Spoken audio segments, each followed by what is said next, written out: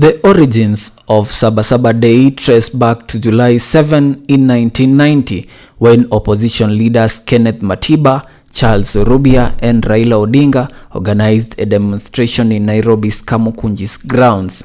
The protests were aimed to demand for political reforms, including the multi-party democracy and an end to the human rights abuses. Yearly, peaceful protests are held on 7th July to mark the historic date when Kenya's constitution was challenged, allowing formation of other political parties. On 7th July 2025, Nairobians woke up to a heavy police presence and barricades on major roads leading to the central business district.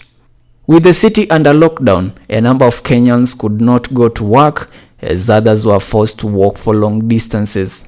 Roadblocks were erected at different places, including the City Mortuary roundabout on Ngong Road, Roysambu roundabout on Thika Road, Pangani area on Thika Road, Kangemi Market on Waiyaki Way, Masai Lounge area on Magadi Road, and Roi Bypass.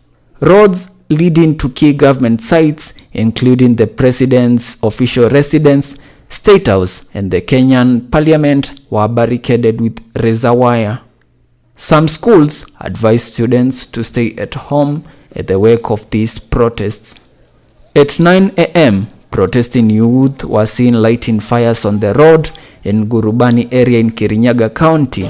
A group of youthful protesters in Zimmerman had blocked the road in Kamiti area.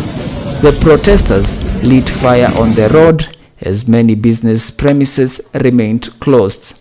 Streets in the Nairobi CBD remained empty after police blocked all the entrances.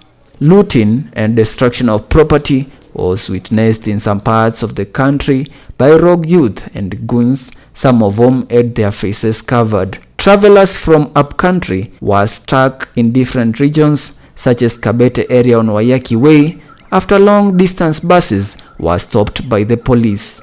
A number of buses plying Western Kenya route were stopped early Monday morning before entering Nairobi CBD.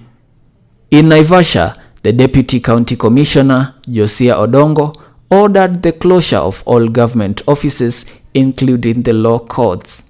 He cited security risks following reports of planned attacks.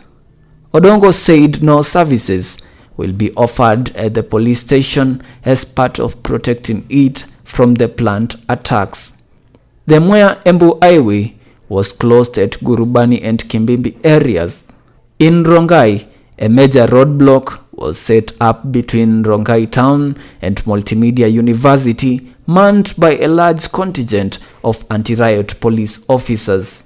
Residents trying to get to work were stranded as no one was allowed to leave or enter Nairobi, contrary to what the Deputy Inspector General Masengeli maintained. He reinstated that citizens were allowed to move in and out of Nairobi.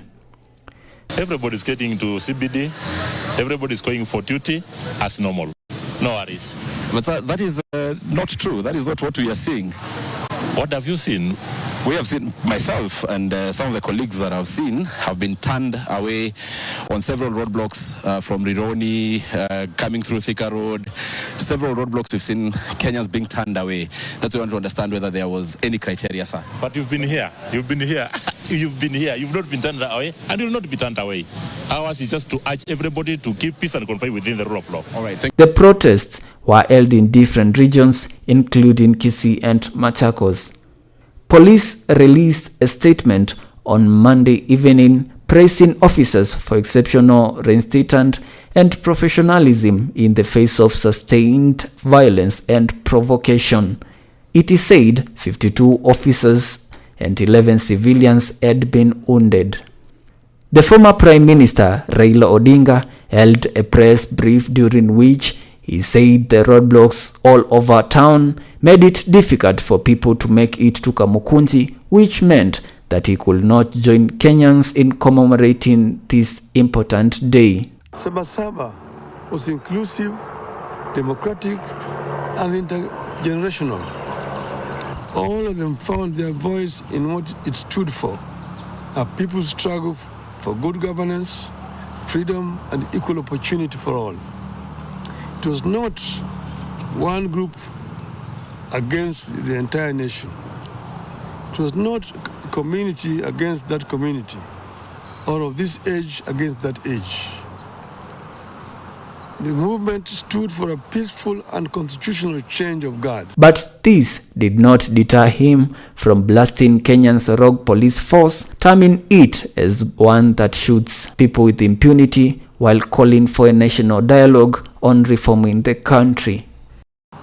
I propose an inclusive, intergenerational, national conclave to hear our people across all divides and come up with an irreducible reforms and changes necessary to take the country forward. I propose that the country urgently returns to the agenda of comprehensive police reforms, focusing on enhancing accountability, transparency, and improving the police to people relationship. Your rogue police force that shoots people with impunity. I propose that the conclave I envisage comes up with better and sustainable ways for addressing transparency, accountability, and impunity, especially with regard to corruption and ensuring that leaders are held accountable for their actions. The proceeds of the national dialogue be subjected to a referendum. The state-run Kenya National Commission on Human Rights, KHRC, earlier said at least 10 people had been killed.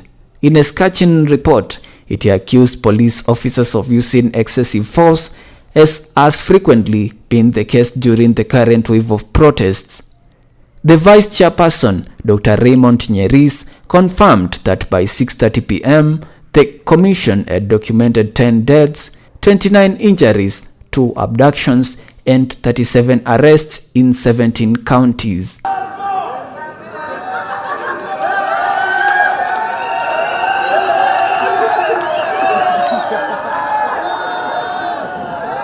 Reporting for Rongo University Media, my name is Tony Kuhl.